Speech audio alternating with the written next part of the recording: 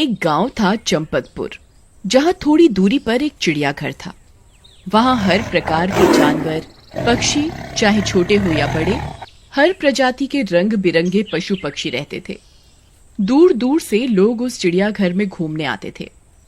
चंपकपुर तो उस चिड़ियाघर के पास ही था, तो वहां वे लोग चलते फिरते भी घूम आते थे। एक दिन राहुल के काम से छुट्टी होती है। उसकी पत्नी का उसी दिन जन्मदिन होता है। अजी, आज मेरा जन्मदिन है और आज मैं चाहती हूँ कि आप मुझे कहीं घुमाने ले जाओ, और आपकी छुट्टी भी है आज काम से। क्या यार, तुम भी एक छुट्टी मिली है, उसमें भी आराम न करके तुम्हें भरी दोपहरी में घूमने जाना है। जी मुझे कुछ नहीं पता, आज मैं न खाना बनाऊंगी न खाऊंगी जब तक आप मुझे घुमाने नहीं ले जाते।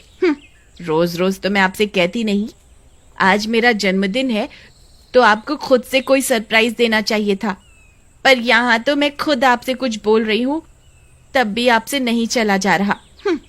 रमा गुस्से में मुंह फुलाकर एक तरफ बैठ जाती है। राहुल कुछ सोचता है, फिर रमा से कहता है, अच्छा ठीक है, शाम को तुम्हें घुमाने ले चलूंगा और रात को वापस आते समय खाना भी बाहर से ही खा के आएंगे। अब ठीक है?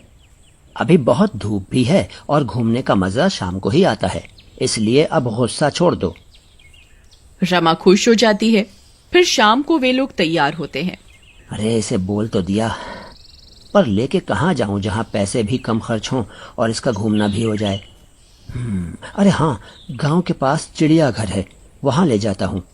टिकट भी सस्ती है और 3-4 घंटे भी निकल जाएंगे घूमते घूमते। राहुल रमा को चिड़ियाघर घुमाने ले जाता है। अरे वाह, कितनी सुंदर जगह है, कितने प्यारे जानवर हैं यहाँ। अरे वो देखो, रंग बिरंगी चिड़िया।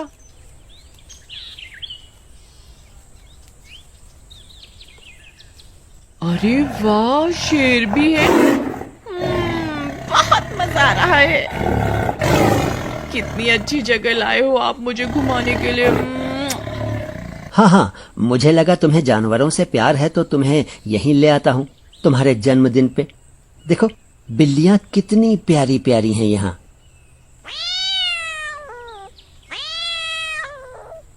तभी रमा की नजर एक पत्थर जैसी आंखों वाली काली बिल्ली की ओर जाती है। अरे वाह, वो देखो राहुल, इस बिल्ली की आंखें कितनी अच्छी हैं। काश ऐसी एक बिल्ली मेरे पास भी होती। अरे बेवकूफ, काली बिल्ली पालना शुभ नहीं होता। अब शगुन माना जाता है काली बिल्ली का आसपास होना। चलो आगे, चलो आगे और जानवर भी हैं। वह बिल्ली राहुल को घूर घूर कर देखने लगती है। चलो, कैसी फालतू की बातें कर रहे हो, बिल्ली के रंग से क्या फर्क पड़ता है। देखो कितनी सुंदर लग रही है, मेरी एक फोटो खींच दो ना इस बिल्ली के साथ। फिर रमा उस बिल्ली के पिंजरे के बाहर साइड से खड़ी हो जाती है और राहुल उसकी फोटो फोन में खींच लेता है। रात को फिर वे लोग एक ढाबे पर खाना खाने रुकते हैं। जल्दी खाना मंगवाओ, बहुत भूख लग रही है। हाँ, बोल दिया है, लाते ही होंगे। थोड़ी देर चुप करके बैठ जाओ। फिर उनका खाना आ जाता है और वे दोनों पेट भर कर स्वादिष्ट खाना खाते हैं।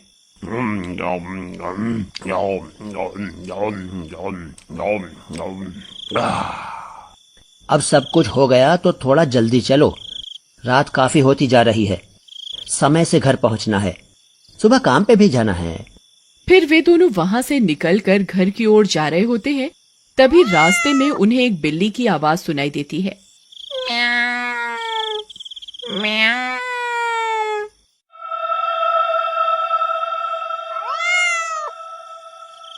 अरे, ये तो किसी बिल्ली की आवाज लगती है। रमा यहाँ वहां देखने लगती है। तभी उसे एक गाड़ी के पास छोटा सा बिल्ली का बच्चा नजर आता है। अरे राहुल, वो देखो कितना प्यारा बिल्ली का बच्चा है। वह बिल्ली रमा के पैरों के पास आकर उसके पैर चाटने लगती है। रमा जल्दी चलो, ये बिल्ली काली है और रात को काली बिल्ली का साया बड़ा खराब माना जाता है। फटाफट चलो यहाँ से। रमा जिद करने लगती है। आखिर बिल्ली के बच्चे ने तुम्हारा क्या बिगाड़ा है? बेचारा सड़क पे अकेले घूम रहा है, किसी ने गाड़ी चला दी तो मैं इसे यहाँ सुनसान रात में अकेले नहीं छोड़ के जाऊंगी।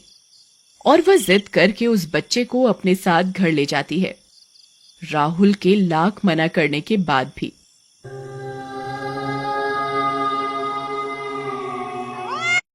वे दोनों बिल्ली को एक बर्तन में दूध रखकर और सो जाते हैं। जब वे लोग गहरी नींद में होते हैं तो वह बिल्ली का बच्चा घर के आंगन में आता है और उसकी आंखें पत्थर जैसी चमकने लगती हैं। फिर उसका आकार एकदम से बहुत बढ़ने लगता है।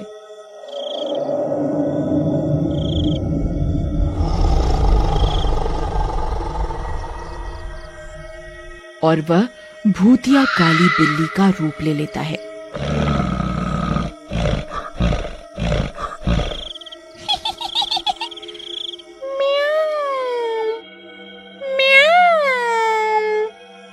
सबके घर में जाके दूध पीऊंगी।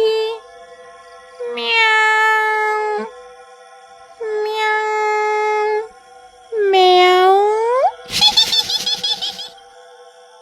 फिर वे पड़ोस के घर में घुस जाती है।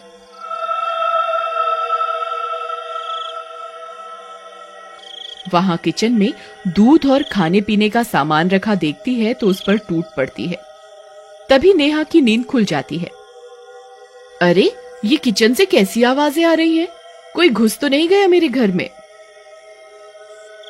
नेहा घबराती हुई किचन में जाती है, पर वहां का नजारा देखकर उसकी चीख निकल जाती है। भूत, भूत! अरे कोई आओ, मेरे घर में भूत है। इतनी बड़ी बिल्ली कैसे हो सकती है? जरूर ये भूत है। तभी भूतिया बिल्ली हंसते हुए अपना आकार छोटा कर लेती है। इतने में नेहा का पति जग कर आता है। अरे क्या हुआ, क्यों चीख रही हो इतनी रात को? कहाँ है भूत? तभी उसकी नजर बिल्ली पर पड़ती है और वह हंसने लगता है। नेहा, तुम एक बिल्ली से डर गई, इसलिए तुम भूत भूत चिल्ला रही हो इस समय। कोई देखेगा तो तुम्हें पागल समझेगा। चलो अब अंदर आओ और सो जाओ। नेहा के तो मानो पसीने छूट जाते हैं। वह बहुत डर जाती है। अरे सच में ये बिल्ली बहुत बड़ी थी। इसने मेरे सामने अपना आकार बदला और छोटी हो गई। ये भूतिया बिल्ली है कोई। इसकी आंखें देखो कितनी डरावनी है। नेहा का पति हंसता हुआ बिल्ली को भगाता है और नेहा को अंदर ले जाकर सोने को बोलता है।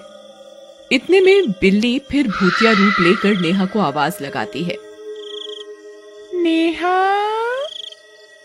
ओ नेहा, म्याऊ म्याऊ म्याऊ। नेहा आवाज सुनकर डरते डरते बाहर जाकर देखती है तो उसे बिल्ली उसी भूतिया रूप में दिखती है और बिल्ली एकदम से नेहा के मुंह पर पंजा मारकर उसे मार देती है। ये सब राहुल देख लेता है। अरे, ये तो कोई भूतिया बिल्ली है। मैंने रमा को पहले ही आगाह किया था, पर उसने मेरी नहीं सुनी। राहुल खुद को बचाने के लिए भागने लगता है। भागो रे! तभी भूतिया बिल्ली कूदकर राहुल का मुंह नोच लेती है। अरे मर गया रे! अरे छोड़ दे चुड़ैल! अरे बच्चे की जान लेगी क्या? बचा! और राहुल वहीं मर जाता है। रात भर में वह भूतिया बिल्ली आधे गांव को अपना शिकार बना चुकी होती है। अगले दिन जब ये खबर सबको मिलती है तो सब हड़बड़ाकर दूसरे गांव में भागने लगते हैं। वहीं एक गांव वाले को एक जादूगर टकरा जाता है। अरे भाई, तुमने कोई काली बड़ी बिल्ली देखी है क्या? वो मेरे जादू का हिस्सा है और न जाने कहां भाग गई है। गांव वाला समझ जाता है कि ये उसी बिल्ली के बारे में पूछ रहा है। गांव वाला जादूगर को गांव में लेकर जाता है।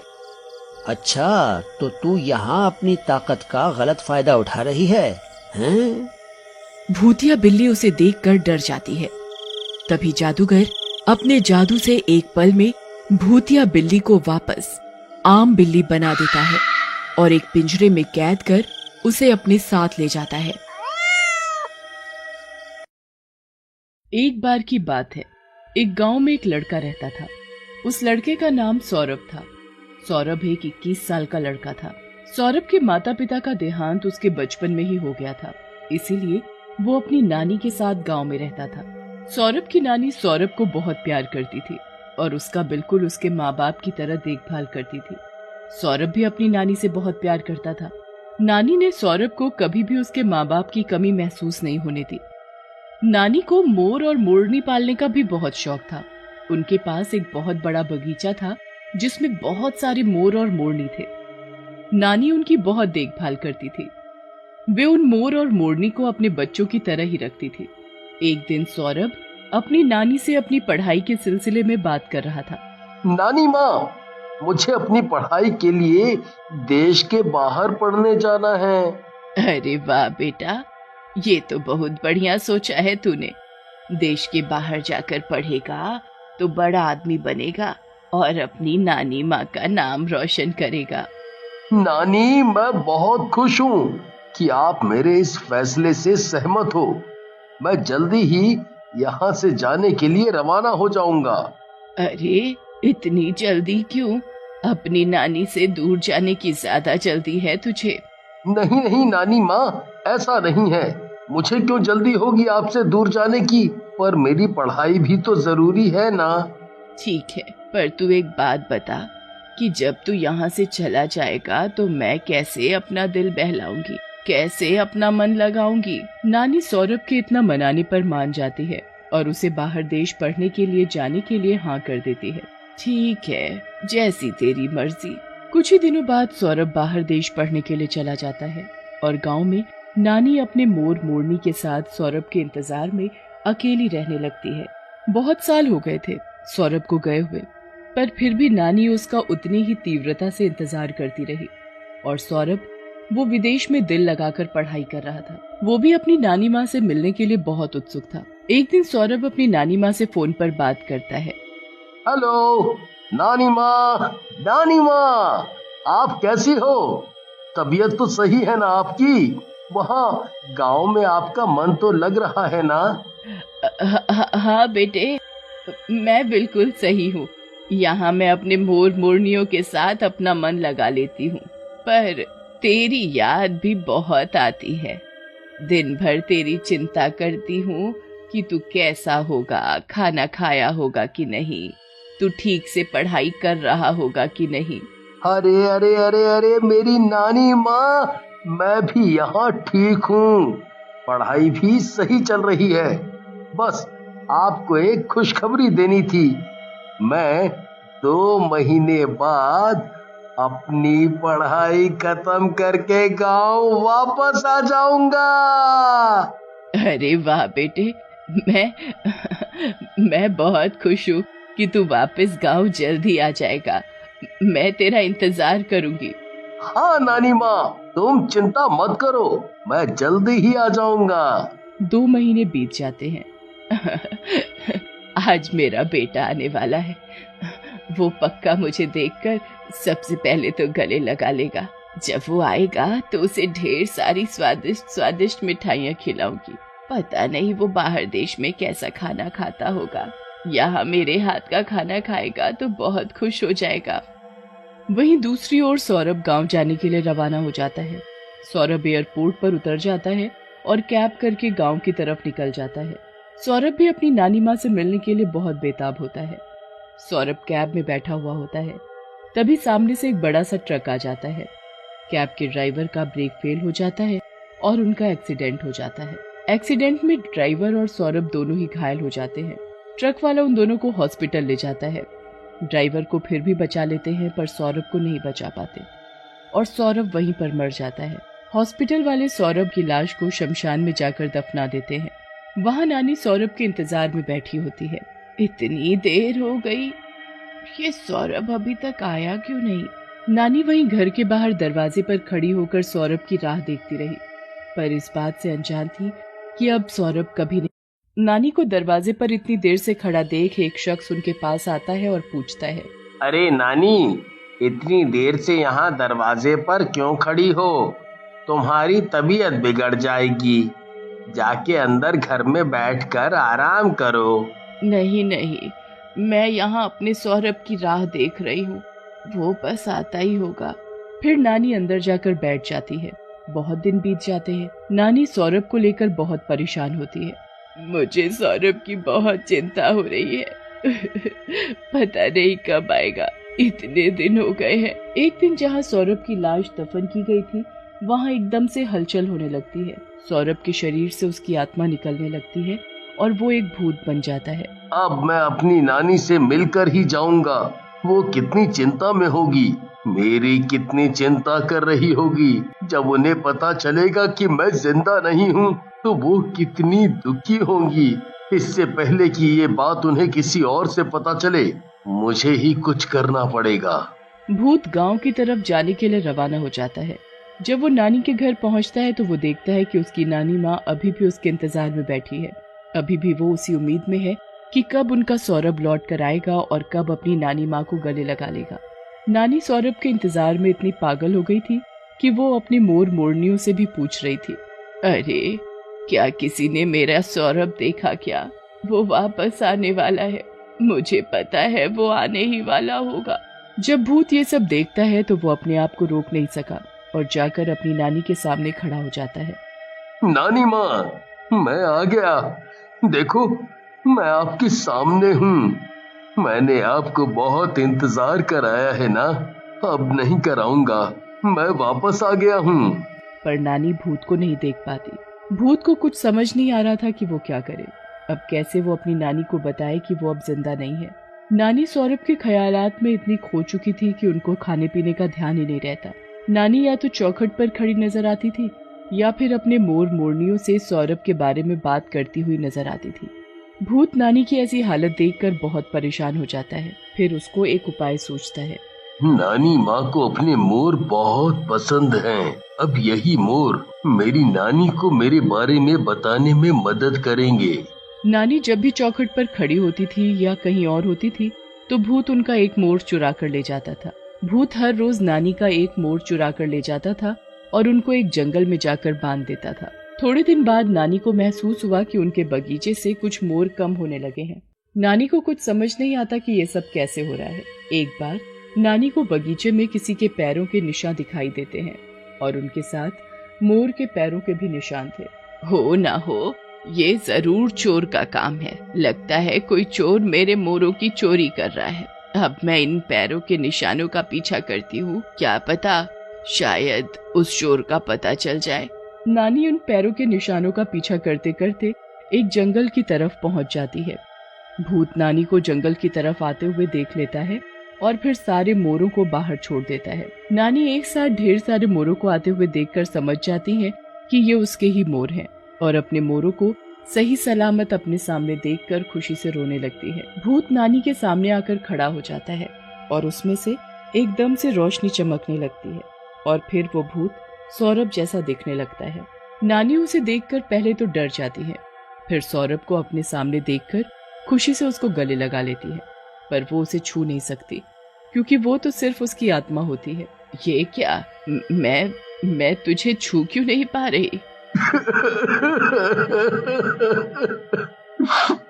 क्योंकि मैं मर चुका हूँ। ये मेरी आत्मा है। गांव के लिए आते वक्त मेरा एक्सीडेंट हो गया था, इसकी वजह से मेरी मौत हो गई। उस हाईवे के पास ही हॉस्पिटल वालों ने मेरे शरीर को गाड़ रखा है नानी। क्या ये क्या हो गया मेरे साथ? नहीं बेटा, नहीं, ये नहीं हो सकता। नानी ये सब सुनकर बहुत रोती है और भूत वहां से गायब हो जाता है। नानी अपने मोरों को वापस घर ले आती है और कुछ दिनों बाद वहीं पास वाले शमशान से सौरभ के शरीर का अंतिम संस्कार करवा देती है ताकि उसकी आत्मा को शांति